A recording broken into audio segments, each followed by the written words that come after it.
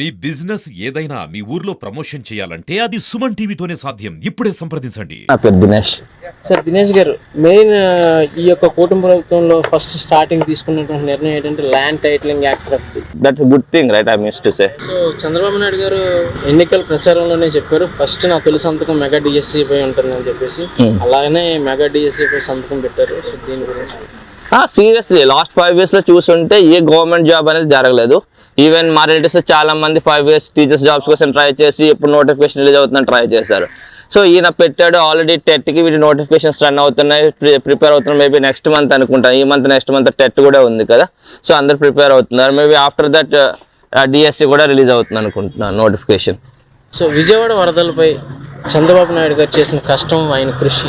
So మన obviously ఆయన కోసం మనం చెప్పుకోవాల్సింది ఏంటి అంటే, మీరు హుదూద్లో చూసుంటారు మన విశాఖపట్నం, ఆయన చాలా క్విక్ రికవరీ చేస్తారు 24/7. సో అందులో అక్కడ ఏ పండుగ ఉన్నాయండి ఏమున్నా లేకపోయినా సో ఆయన ఉండి చేస్తే సేమ్ అలాగే విజయవాడ. సో మీరు చూసుంటే ఇంత వయసులో కూడా ఆయన ఒక జేసీబీ ఎక్కి మొత్తం చూసి, అంటే పండగ టైంలో కూడా ఈవెన్ గవర్నమెంట్ ఎంప్లాయీస్ కూడా అలాగే వర్క్ చేశారు. అదేంటంటే ఆయన ఆ వయసుకు మించి పనిచేస్తున్నారు. సో ఆయన దగ్గర ఉండి ఆయనకు ఫ్యామిలీ ఉంటుంది, అన్నీ ఉంటాయి. పండగ టైంలో కూడా వినాయక చవితి రోజు నాడు మనం చూస్తుంటే న్యూస్లో గట్టా ఆయన అన్ని దగ్గరికి వెళ్ళి సో ఎలా ఉంది ఏంటి పరిస్థితి, నెక్స్ట్ అలాగే ఎవరు ఏ సస్టైనిటీ అంటే ఇప్పుడు ఎవరైనా ఉంది సో ఎన్డీఆర్ఎఫ్ ఆర్పిఎఫ్ సో అందరూ కూడా అదే విధంగా అన్నిట్లో ఉండి ఆయనతో పాటు ఉండి ఈవెన్ పొలిటీషియన్స్ కానీ గవర్నమెంట్ ఎంప్లాయీస్ అని ఉన్నారు. సో దాన్ని చాలా స్పీడ్ రికవరీ చేశారు. ఉత్తరాంధ్రలో భూ అక్రమాలను బంద్ చేస్తూ ఇప్పుడు ప్రశాంతంగా విశాఖ ప్రజలైతే ఉన్నారంటారు.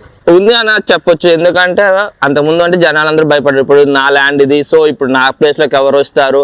సో అంతకుముందు అయితే ఎవరైనా ఒక ఖాళీ ప్లేస్ వదిలేవారు. ఇప్పుడు అంతకుముందు తర్వాత గవర్నమెంట్ ఉన్నప్పుడు అందరూ బౌండరీ వాల్స్ వేసుకొని చాలా పకడ్బందీగా ఉన్నారు. ఇప్పుడు ఈ గవర్నమెంట్ వచ్చాక మనకు అలాంటి కన్సర్న్స్ ఏమి ఉండవు. సో మనం గుడ్, సో పర్వాలేదు, మంది అంత వేగంగా ఆక్రమణకు చెందదు అనే ధైర్యం మీద ఉన్నారు. సో మనం చూసాం సార్, చాలామంది ఈ ఏజెంట్లు నమ్ముకొని అవుట్ ఆఫ్ కంట్రీ వెళ్ళిపోయి దుబాయ్ వెళ్ళిపోయి వాళ్ళు కష్టాల్లో ఉన్నారని తెలుసుకుని వెంటనే ఐటీ మినిస్టర్ అయినటువంటి నారా లోకేష్ గారు వెంటనే వాళ్ళని ఆ యొక్క వాళ్ళతోటి మాట్లాడి వెంటనే బ్యాక్ టు ఇండియా తీసుకురావడం జరిగింది. సో దీని విషయం అది చాలా అసలు అనకూడదని చాలా మనం అప్రిషియేట్ చేయాల్సిన థింగ్. ఎందుకంటే ఇప్పుడు మనము ఇక్కడ నుంచి వేరే ప్లేస్కి వెళ్ళి మన ఫ్యామిలీని బాగా చూసుకోవాలని ఒక కంట్రీ వెళ్ళి సో అక్కడ ఏదో సిచ్యువేషన్స్ జరిగి మన స్ట్రక్ అయినప్పుడు సో యాజ్ ఎ మినిస్టర్గా ఆయన రెస్పాండ్ అయ్యి సో ఆ ఎంబసీతో మాట్లాడి సో వాళ్ళకి కావాల్సిన ప్రికాషన్స్ అనేది తీసుకుని వాళ్ళని గెట్ బ్యాక్ చేయడం అనేది చాలా గుడ్ థింగ్ అసలు. సో అలాంటి మినిస్టర్స్ మనకు ఉండడం కూడా బెటర్. సో అంటే he can talk to anyone and he has things to do all the things right. ఇప్పుడు విజయవాడ చూస్తే విజయవాడలో అతను చేసిన పనులు కానీ అతను చేసిన అంత వయసులో కూడా అతను వెళ్ళిన బోట్ల దగ్గర కానీ ఆ అరేంజ్మెంట్స్ కానీ ఫుడ్ కానీ సప్లై కానీ అందరికీ అందాయి. ఇప్పుడు అది కూడా మాట్లాడుకోవాలంటే ఇప్పుడు చాలా మంది అక్కడ అతను ఉండడం వల్లే ఇప్పుడు అంత త్వరగా విజయవాడ మళ్ళీ పునరావృతం అయింది. సో బాగానే ఉందండి, ఇంకా చూడాలి ముందు ముందు ఎట్లా ఉంటుంది. ఇంకొక మేజర్ థింగ్ ఏంటంటే భూ అక్రమాలపై ఉక్కుపాదం మోపారు. వినతి పత్రాల ద్వారా వచ్చిన భూ ఆక్రమణ సమస్యలపై వేగంగా పరిష్కారాలు కూడా ఇస్తున్నారు. అవునండి, అది నిజమే అనుకోవాలి. ఇప్పుడు భూమి ఆక్రమణపై ముందు ప్రభుత్వం అందరికీ తెలిసిందే. ఇప్పుడు చూడాలండి ఇప్పుడు ఎట్లా ఉందో అందరికీ తెలుస్తుంది కాబట్టి మార్పు ఉండొచ్చు. సార్ మళ్ళీ వచ్చేస్తున్న కంపెనీలు యువత ఇక ఉద్యోగాల కోసం రెడీ కావాలి. ఇప్పటికిప్పుడు చాలా కంపెనీలు అయితే కొత్త పరిశ్రమలు వస్తున్నాయి. దీని గురించి అవును, అది నిజమేనండి. ఇప్పుడు డెవలప్మెంట్ ఛాన్సెస్ చాలా ఉన్నాయి. కోవిడ్ తర్వాత నుంచి ఆ కోవిడ్లో ఎలా అయిందో మనకు అందరికీ తెలుసు. ఇప్పుడు రావచ్చు ఛాన్సెస్ చాలా ఎక్కువ ఉంది. వర్ణించిన వరుణదేవుడు అని చెప్పుకోవచ్చు. ఇంచుమించి ఫ్లడ్స్ వల్ల వర్షాల వల్ల ఇంచుమించి చాలా వరకు నీటి నిల్వలు అన్నీ నిండుగా ఉన్నాయి. అవును, సో వాటి పరంగా కూడా ఇబ్బంది లేదంటే దీని గురించి అదే ఇందాక చెప్పినట్టే అది ప్రభుత్వం చేయాల్సింది చాలా త్వరగా చేస్తుంది. ఇప్పుడనే కాదండి, హుదూద్ టైంలో కూడా అంతే ఫాస్ట్గా రికవరీ అయింది. ఇప్పుడు విజయవాడ కూడా అంతే ఫాస్ట్గా రికవరీ అవుతుందని అనుకుంటున్నాను. ఇంకోటి ఏంటంటే మాదక ద్రవ్యాల ఫుల్ స్టాప్. అవును, అంటే ఇక నో డ్రగ్స్ అనే దీని మీద కూడా వెళ్తున్నారు. వెళ్ళొచ్చండి. ఇప్పుడు అవి కామన్ థింగ్స్ ఇప్పుడు అవుతున్నాయి. అది కొంచెం డీప్గా చూస్తే అది చాలా పెద్ద ప్రాసెస్, పెద్ద లింకప్ అయిన ప్రాసెస్. అది ఇప్పుడు చేస్తా చెప్తున్నారు, చేయొచ్చు. ఓవరాల్గా గవర్నమెంట్ గుడ్. ప్రెసిడెంట్ అయితే బాగానే ఉందండి, మనకి ఇంకా ముందు చూడాలి, ఇంకా టైం ఉంది కదా. చంద్రబాబు నాయుడు గారు అంటే ఒక విజన్ అండి.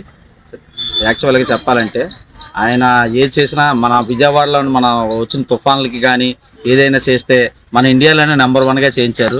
దగ్గరుండి అన్నీ చూసుకుంటారు. మా ఉదయం తెల్లారుజాము 4 గంటలకే వెళ్ళిపోయేవారు ఆయనలాగా మరి ఇంకెవరు కూడా చేయలేరనేసి మేము అనుకుంటున్నాం. యాక్చువల్గా మన ఇండియాలోనే ఆయన ఒక విజన్ ఉన్న చీఫ్ మినిస్టర్ గారని మేము అందరం అనుకుంటున్నామండి. రోజు మా వాకింగ్ టీంలో కూడా వాకింగ్ పార్క్లో కూడా అందరం ఇదే అనుకుంటాం. చంద్రబాబు నాయుడు గారు లాంటి వాళ్ళు మన సీఎం అవ్వడం మన అంతా అదృష్టవంతులం అండి యాక్చువల్గా. సార్, ఎక్కువ మంది భయాందోళనకు చెందినటువంటి ఒక యాక్ట్ ఏదంటే ల్యాండ్ టైటిలింగ్ యాక్ట్. దీన్ని రాగానే రద్దు చేశారు. సో దీని గురించి ఏమండి? ల్యాండ్ టైటిలింగ్ యాక్ట్ అనేది యాక్చువల్ అది పెట్టడం వల్లే చంద్రబాబు నాయుడుకి మంచి ప్లస్ పాయింట్ అయ్యిందండి. ఇప్పుడు మన ల్యాండ్కి గవర్నమెంట్ వాన్ రావడం ఏంటిది? గవర్నమెంట్ దగ్గర డాక్యుమెంట్లు, మన డాక్యుమెంట్లు వెళ్ళి గవర్నమెంట్ దగ్గర ఉండడం వల్ల అది చాలా పెద్ద రాంగ్ అండి. అది ఇప్పుడు మనం ఏదైనా లోన్కి వెళ్దాం అనుకున్నా సరే వాళ్ళ దగ్గరికి వెళ్ళి మనం పర్మిషన్ తీసుకొని సార్ మన డాక్యుమెంట్లు ఇవ్వండి సార్ అని అనడం అది మాత్రం చాలా రాంగ్ అండి. దానివల్ల చాలా ప్రజలు ఇబ్బంది పడవలసి వచ్చేదండి. ఇది మాత్రం చంద్రబాబు నాయుడు చాలా మంచి పని చేశారు సార్ అది తీసేయడం వల్ల. బాబు గారు ఒక నిర్ణయం తీసుకున్నారు. కూటమి రాగానే చక్కగా ముందు అందరికీ ఒక యువతకి నేను ఉపాధి చూపించాలి అనేసి ఒక తలంపుతోటి ఆయన అనుకున్న చక్కగా ప్రజలు మంచి తీర్పునిచ్చారు కాబట్టి చక్కగా ఆయన అనుకున్నట్టు ఎలాగైతే వచ్చిందో దాని ప్రకారంగా ఆయన కూడా వెంటనే డిఎస్సీ సంతకం పెట్టి ఒక యువతకి ఉపాధి చూపించాలనే దృష్టితోటి ఆయన చేశారండి. అది సక్సెస్ఫుల్గా చేశారు. పంచాయతీలకి నిధులు గ్రామ సభలతో కొత్త చైతన్యం వస్తుందని చెప్పేసి కూడా చెప్తున్నారు. పంచాయతీ నిధులు అంటే ఇప్పుడు వీళ్ళ కూటమి ప్రభుత్వం వచ్చేసరికి పంచాయతీలో పూర్తిగా నిల్లు జీరో. ఇప్పుడు పంచాయతీ వీళ్ళ కూటమి రాగానే వీళ్ళు ఏదేదో చేసేయాలో చేస్తారు, అది ఏదో చేయాలనేసి వాళ్ళ తలంపులు వాళ్ళకు ఉంటాయి. కానీ అక్కడ జీరో అయిపోయింది. లాస్ట్కి వీళ్ళు ఉన్న వాటితోటే మనం దీన్ని ఒక అభివృద్ధిలో తీసుకురావాలి. ఇప్పుడు అన్ని ఆఫీసులకి కూడా మన ఉప ముఖ్యమంత్రి గారు ఏమన్నారు, ఫర్నిచర్లు కానీ ఏమీ కొనకూడదు, ఉన్న వాటితోటే సర్దుబాటు చేయాలి, ఉన్న ఫర్నిచర్ తోటే ఉన్న స్టేషనరీ తోటే మనం మెయింటైన్ చేయాలి, డబ్బుల్ని ఎలాగోలాగా పోగు చేయాలి, దాన్ని మనం పెద్ద చేయాలి అన్న కాన్సెప్ట్ మీద చేసి ఉన్న దానితో సరిపెట్టుకునే విధానాన్ని అలవాటు చేశారండి ప్రజలకి ఉప ముఖ్యమంత్రి గారు.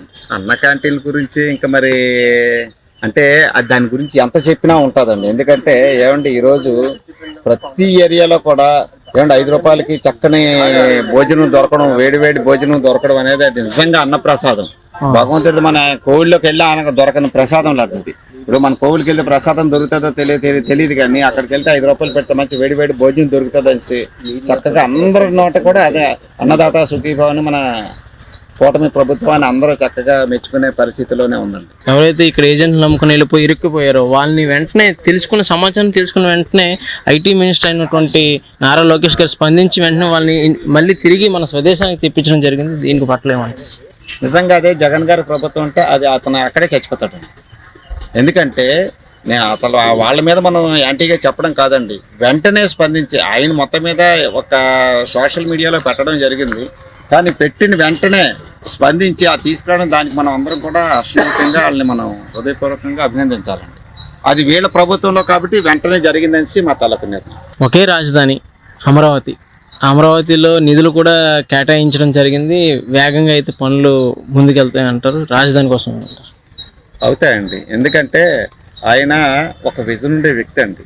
ఇప్పుడు ఈరోజు మనకు 24, ఆయన మన 30లో ఎలాగైతే ఉండాలో ఆయన ఈరోజే దాన్ని ఆచరించి చేస్తారండి ఖచ్చితంగా అభివృద్ధి. నిజంగా ఆ రోజు కానీ రాకుండా ఆ 5 years కానీ వాళ్ళు ఉంటే ఇటు పోలవరం కంప్లీట్ అయిపోతుంది, అలాగే మన రాజధాని కూడా కంప్లీట్ అయిపోయి ఉండేదండి. కాకపోతే మరి ఆయన రావడం వల్ల మనకి ఈ 2 ఆగిపోయి ఇప్పుడు ఖచ్చితంగా అభివృద్ధి 2 జరుగుతాయండి. గుడ్ గవర్నెన్స్, ప్రజలకు అందుబాటులో ఉంటున్నటువంటి సీఎం, డిప్యూటీ సీఎం గారు, మంత్రులు, ఎమ్మెల్యేలు మనం చూస్తూ ఉన్నాము. సో దీని పట్ల ఏమనిపిస్తుంది సార్? ఇప్పుడు చంద్రబాబు నాయుడు గారి గురించి ఆల్రెడీ తెలిసిందేనండి. గత కొన్ని సంవత్సరాలుగా పరిపాలించారు కాబట్టి దానికి తోడుగా యువత అతనికి మంచి సపోర్ట్ వచ్చి మన డిప్యూటీ సీఎం గారు తోడయ్యారు. మరింత వేగవంతంగా అన్ని విధాలుగా కూడా సపోర్ట్గా చేయగలుగుతారని మంచి నమ్మకం. సో ప్రజలు ఇప్పుడు బూత్ మాటలు వినే సిచ్యువేషన్లో లేరంటారా? ఏమండి ఆ మంత్రులు ప్లేసెస్ లో వీళ్ళు రీప్లేస్ అయిన వాళ్ళు ఒక వైఖరి చాలా బాగుందని చెప్పేసి కూడా లేదండి, ఉండదు. ఎందుకంటే ఏమండి ఏదైనా సరే ప్రతి ఒక్కరికి బూతులు అనేది వస్తుందండి. ఆ నాయకుడికి వస్తుంది, ఈ నాయకుడు వస్తుంది. మీద టీచర్ కరెక్ట్గా ఉంటే ఏ బూతు రాదండి. ఇప్పుడు ఏమండి, ఇప్పుడు బూత్ మాట్లాడితే అమ్మ ఆయన పనిష్ చేస్తారు, టీచర్ గారు దెబ్బలాడతారంటే ఎవరు బూతులు మాట్లాడరు. ఇప్పుడు ఆయనే బూతులు మాట్లాడండి అని చెప్పేసరికి ఎవరైనా మాట్లాడతారు. ఇప్పుడు ఇక్కడ అలా కాదండి, బూతు మాట్లాడితే వీళ్ళకి ఏదో పదవి తీసేటట్టు ఉంటారు, లేదంటే ఎక్కడ పనిష్మెంట్ ఇవ్వాలో ఇస్తారు కాబట్టి బూతులు మాట్లాడరండి. అందరికీ బూతులు వస్తాయి. కానీ వీళ్ళ ధోరణి ఏంటంటే ఒక రాయల్టీగా వెళ్ళాలి, మనం ఒక పౌరులుగా ఉండాలి, ఒక డీసెంట్గా ఉండాలని కాన్సెప్ట్ మీద చంద్రబాబు నాయుడు గారు అలవాటు చేశారు కాబట్టి ఆ డిసెన్సీ అయితే ఖచ్చితంగా ఉంటుందండి. దానికి యువత మన ఉప ముఖ్యమంత్రి పవన్ కళ్యాణ్ గారు తోడారు కాబట్టి ఇంకా బాగుంటుందండి. నా పేరు బాబ్జీ అమ్మ. తిరుమల చాలా బాగా అయింది. ఆహారం కానీ ప్రసాదం కానీ అన్నిట్లో మార్పులు వచ్చినాయి. సో దీని గురించి తిరుపతి అనుకూడం మన తెలుగు వారికి అందరికీ కూడా ఆరాధ్య దైవం. ఆ తిరుపతి ఏడుకొండల వారి దగ్గరికి వెళ్ళినందుకు తిండి కూడా మనం వాపస్ పోయేవాళ్ళు. చాలా సరైన ఫుడ్ దొరికేది కాదు. అలాంటిది ఇప్పుడు మహాకూటమి వచ్చిన తర్వాత తిరుపతి దేనికి కూడా కాంట్రవర్సీ లేకుండా అన్ని కార్యక్రమాల్లో కూడా ఫుడ్ అకామిడేషన్ అన్ని కూడా చాలా బ్రహ్మాండంగా జరుగుతుంది. బ్రహ్మాండంగా చేసి శభాష్ అనిపించుకున్నారు.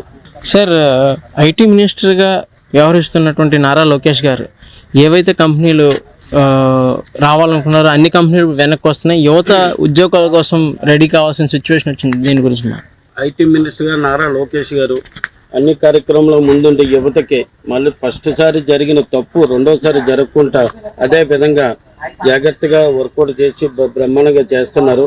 ఐటీ అన్ని రావాల్సిన కంపెనీలన్నీ మళ్ళీ రప్పిస్తున్నారు, చెందుతున్నారు. మన పవన్ కళ్యాణ్ గారు కూడా దానితో తోడయి అన్ని విషయాల్లో ముందుండి యువతకి ఏ విషయాల్లో ముందుండాలో చేయాలా అన్ని కార్యక్రమాలు కూడా సుదీర్ఘంగా చర్చిస్తున్నారు. యాక్చువల్గా తిరుమల తిరుపతి అంటే మన ప్రతి ఒక్క మానవ హ్యూమన్ బాడీ ప్రతి ఒక్కరికి దైవంతో సమానం అండి. ఎన్నో ఏళ్ళగల చరిత్ర వెంకటేశ్వర స్వామి అంటే అక్కడ ఎవరైనా సరే వెళ్ళారంటే అన్నదానం చేయడానికో ప్రసాదం చేయడానికే చేస్తారు తప్ప రాజకీయం చేయడానికి ఎవరు వెళ్ళరు. ప్రెసెంట్ లాస్ట్ 5 years అబ్జర్వ్ చేసింది ఈ వైసీపీ పార్టీ వాళ్ళు ప్రతిదీ రాజకీయం అనేది అక్కడి నుంచే స్టార్ట్ చేశారు. నేను దాన్ని ఖండిస్తున్నాను. అసలు టీడీపీ ప్రభుత్వం అనేది రాజకీయం వద్దు అనేది తిరుపతిలో చెప్పింది. చాలా డెవలప్ చేసింది తిరుపతిని చాలా విధాలుగా, చాలా భక్తి ప్రతి విలేజ్కి ప్రతి స్టేట్కి కూడా ఒక టెంపుల్లో పెట్టేలాగా చాలా చేసింది. అవన్నీ గుర్తించవలసిన కోరుతున్నాను. సార్, ల్యాండ్ టైటిలింగ్ యాక్ట్ రద్దు. మన కష్టార్జితంతో సంపాదించుకున్న ఈ భూమిని ఆయన ఫోటో వేసుకొని ఆయన లోన్లు తెచ్చుకోవడానికి ఈ ప్లాన్ చేసుకుంటున్నారు. దాని గురించి ఎక్స్ప్లెనేషన్ చెప్పండి. ఎన్నిసార్లు కూడా ఓపెన్ అవ్వలేదు ఆయన. దానివల్లే ఈ ఎన్డీఏ ప్రభుత్వానికి చాలా ప్లస్ అయింది అని నేను చెప్తున్నాను. విజయవాడ వరదల్లో చంద్రబాబు నాయుడు గారు చాలా కష్టపడి ఆయన వయసును కూడా పక్కన పెట్టి చాలా కష్టపడ్డారు. దానివల్ల ప్రజలు కూడా ఇప్పుడు చాలా తక్కువ సమయంలో ప్రజలకి అన్ని అందుబాటులోకి వచ్చినాయి. దీని గురించి సార్, దాని గురించి అయితే చూశారు సార్, ప్రజలందరూ చూశారు. హుదూద్ తుఫాను విశాఖపట్నంకి వచ్చినప్పుడు ఆయన ఇక్కడ ఉండి ఎలా దాన్ని within 4-5 days ఎలా చేశారో విశాఖపట్నం అని ప్రతి ఒక్క పర్సన్కి తెలుసు. అంటే పార్టీ పరం కాదు, అందరికీ ఏపీ మొత్తంగా ఏపీ తెలంగాణ కలిపినప్పుడు కూడా అందరికీ తెలుసు. అలాగే ఈ రోజు కూడా ఏజ్ ఆయన బిట్వీన్ ఆ ఏజ్లో ఆయన అలా వచ్చి మొత్తం వరదలో తిరిగి ప్రతి ఇంటింటికి వెళ్ళి ప్రతి వీధికి వెళ్ళి ఎవరికి ఏ ప్రాబ్లం ఉన్నా ఎదుటి వారికి ఎంత ఎక్స్పార్టీ వాడు ఉండి కోపం వచ్చి మాట్లాడినా వాళ్ళు కావాలని మాట్లాడించిన ఆయన కూల్గా మీకు అన్నీ ఏర్పాటు చేస్తానమ్మా అంటే అలాంటి సమాధానం చెప్పేవాళ్ళు ఎవరు ఉన్నారు? కొన్ని వందల మంది. ఒక సీఎం రావాలి అంటే కొన్ని ఏమంటారు పరదాలు కట్టుకొని తర్వాత హెలికాప్టర్లోని బస్సుల్లోని చూసి వెళ్ళిపోయిన ఉన్నారు. ఈయన అలా లేదు, రియల్గా ఉన్నారు, రియల్గా ఉన్నారు లోపల ఆయన సైట్లో. కొంతమంది ఏజెంట్లను నమ్ముకొని విదేశాల్లో ఉద్యోగాల కోసం వెళ్ళిపోయి ఇరుక్కుపోయిన యువతని ఐటీ మినిస్టర్ అయినటువంటి నారా లోకేష్ గారు సోషల్ మీడియాలో చూసి వెంటనే స్పందించి వాళ్ళని వెనక్కి తీసుకురావడం జరిగింది స్వదేశానికి. సో దీనిలో భాగంగా సార్ నారా లోకేష్ గారు ఇంతకు ముందు చేస్తున్న రాజకీయానికి ఇప్పుడు రాజకీయం చేస్తుంది చాలా డిఫరెన్స్ సార్. ఇప్పుడు చాలా ఆయన మైండ్ సెట్తో ప్రతిదీ కూడా ప్రతి మానవుడు ఏదైతే ఎక్కువ వెళ్తున్నా అందరూ చేస్తున్నారు. అంటే అందరూ ఇలాగే అడగలేరు, అడిగిన వాళ్ళందరికీ చేస్తున్నారు. కానీ ఇంకా ఆయన వస్తే ఇంకా బాగుంటుంది సార్ చేస్తున్న కార్యక్రమాలన్నీ. ఉత్తరాంధ్రలో భూ అక్రమాలు ఆగాయి, ప్రశాంతంగా విశాఖ ప్రజలు అయితే ఉన్నారంటారు. అది మాత్రం 100% కరెక్ట్ సార్. ఈ ఎన్డీఏ ప్రభుత్వం వల్ల, బీజేపీ జనసేన టీడీపీ ప్రభుత్వం వల్ల ఇవన్నీ మాత్రం 100% కరెక్ట్ అండి. ఇంతకుముందు అయితే అన్ని దోపిడీలే ఉండేయండి బాగా. ఇప్పుడైతే అలాంటి ప్రతి మానవుడు ప్రశాంతతగా ఉన్నాడు సార్. ఇంతకుముందు టెన్షన్, బయటికి వెళ్ళాలంటే భయం, ఏమవుతుందా ఏంటా, ఏదైనా ఒక మీడియా ముందు మాట్లాడాలంటే ఒక భయం, ఒక పోస్ట్ పెట్టాలంటే ఒక భయం, లేదా ఎన్ని కేసులు పెడతారు ఏం చేస్తారని.